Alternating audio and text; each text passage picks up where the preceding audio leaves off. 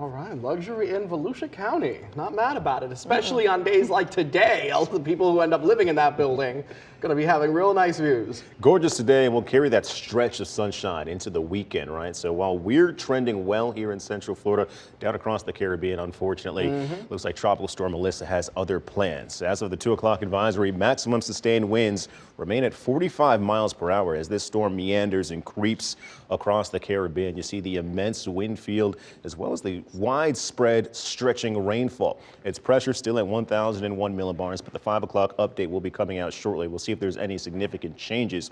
As of recent, though, we have included both Jamaica and southwestern Haiti under a hurricane watch, and both areas are under a tropical storm warning as well, as soon they'll start to feel those tropical storm force winds of 39 miles per hour or greater. They're about 300 miles away from the center of circulation, so it just shows you how far stretching the rain and the wind field is. Even across San Juan, Puerto Rico, you're about 600 miles away from that center of circulation, so the rain is getting to you guys as well.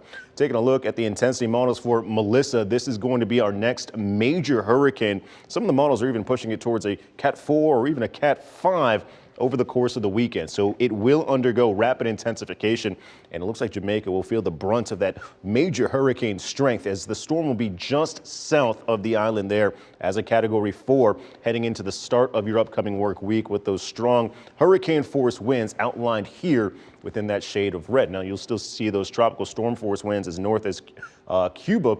But here's a look at some of the model scenarios, some of the directions that Melissa may take. Now, one of the least likely is just traveling out towards the west. Now, as the storm does gain strength, what it's going to do is get steered by those upper level winds. So the most likely scenario is that pivot towards the north and the east after passing over Jamaica, and then cruising into Cuba and then into the Atlantic. Still possible, though, that we might see that turn towards the north and the east a little bit sooner if Melissa does gain strength. But the best news for us here across the United States is this cold front coming in next week. That's going to act as a blockade, almost a boundary, steering Melissa away from the U.S. and into the open waters of the Atlantic. Now, forecast rainfall is going to be immense this weekend across Hispaniola, in which they could see upwards of 30 to 40 inches of rain. And this is a mountainous area, so mudslides, landslides, those are going to be common. So we're watching out for the rain as Melissa does continue to take its time progressing across the open waters of the Caribbean.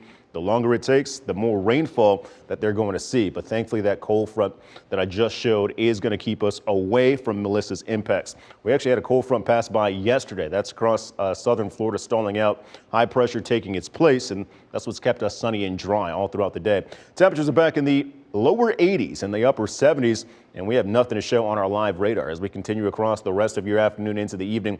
That front's going to push towards the south, a couple of chances for showers across south and eastern Florida, but ultimately your next 12 hours show mostly clear skies here in Central Florida. Wake up temps tomorrow are back in the mid 60s in the city. Beautiful, and your forecast for the afternoon shows temperatures between the upper 70s and the middle of the 80s. You'll start to see rain chances back on Sunday and Monday with that stalled frontal boundary. We'll start to see a easterly wind come in with a few coastal showers. Ultimately, though, on your 7-day forecast, we'll keep the sunshine around on Friday and Saturday. Rain returns Sunday and Monday, and then it's back to sunshine and cooler temperatures in the low 80s, in the mid 70s, Tuesday through Thursday.